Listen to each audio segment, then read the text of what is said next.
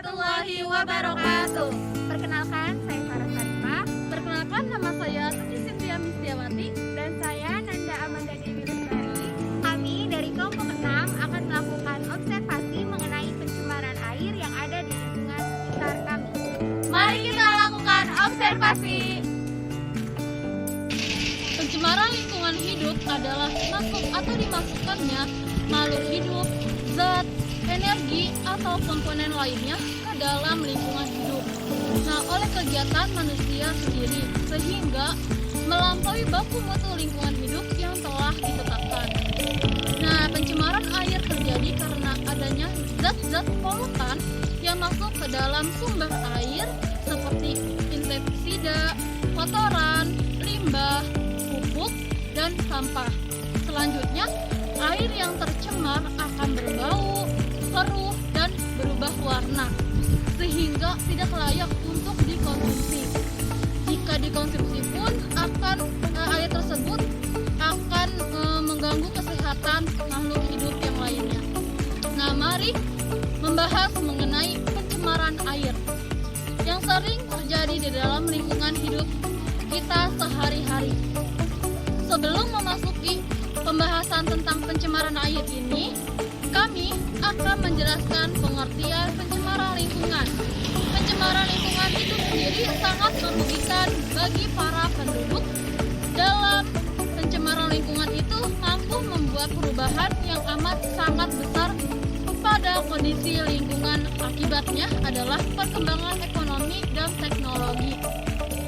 Selanjutnya, dalam perubahan kondisi tersebut melebihi batas dari toleransi ekosistem sehingga meningkatkan jumlah polutan di lingkungan.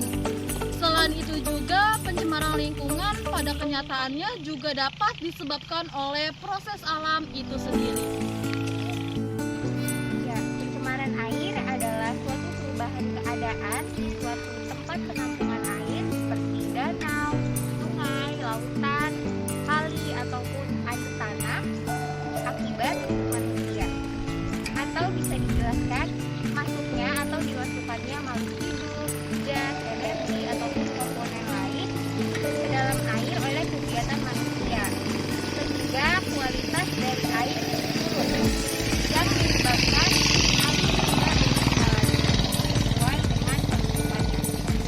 Adapun sumber-sumber pencemaran air, yang pertama itu ada limbah industri, bahan kimia cair maupun padat dari sisa-sisa bahan bakar seperti tumpahan minyak, kemudian oli, bocoran pipa, minyak tanah yang dibidik dalam tanah.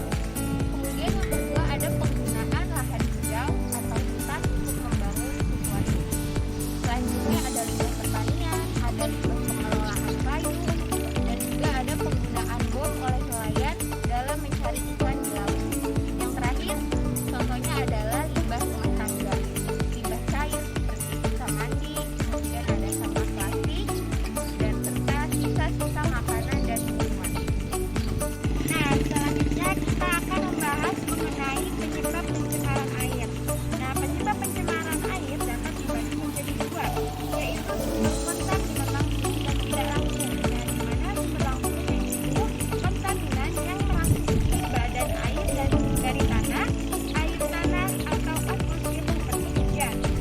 Dampak pencemaran air yang dapat terjadi pada kehidupan kita sehari-hari yang pertama yaitu dampak terhadap kehidupan biota air, di mana akibatnya kehidupan dalam air yang membutuhkan oksigen menjadi terganggu dan mengurangi perkembangannya.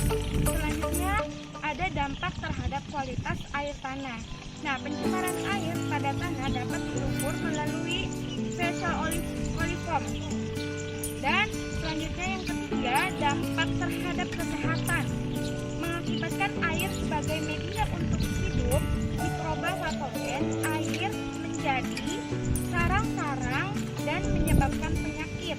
Jumlah air yang tersedia tidak cukup, sehingga manusia yang bersangkutan tak dapat membersihkan diri. Air juga sebagai media jadi faktor penyakit. Selanjutnya yang terakhir ada dampak terhadap estetika lingkungan, di mana banyaknya zat organik atau non-organik dapat dibuang ke lingkungan.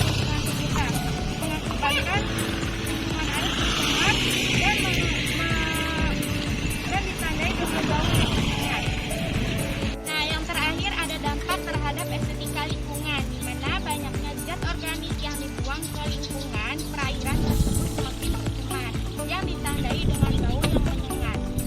Saat ini kita berada di Desa Sumberja, di mana salah satu irigasinya sudah tercemar karena beberapa ada bahan-bahan yang dibuat ke dalam irigasi tersebut. Salah satunya yaitu ada bak rumah tangga, terus ada styrofoam, ada bahan-bahan makanan, dan juga ada bekas-bekas sampah.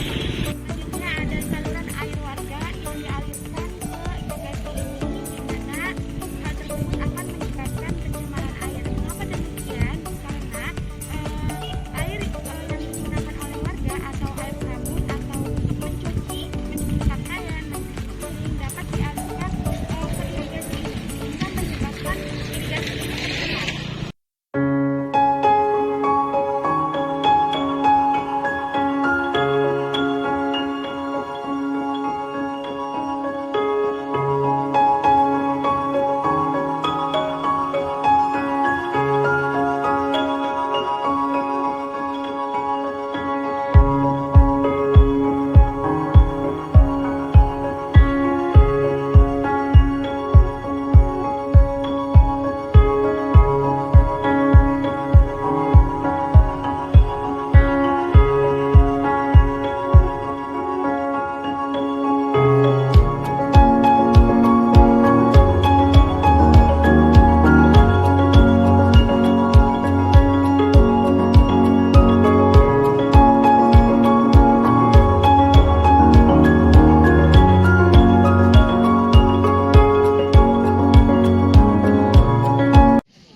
Nah, untuk itu kita harus mengupayakan agar tidak terjadinya pencemaran air.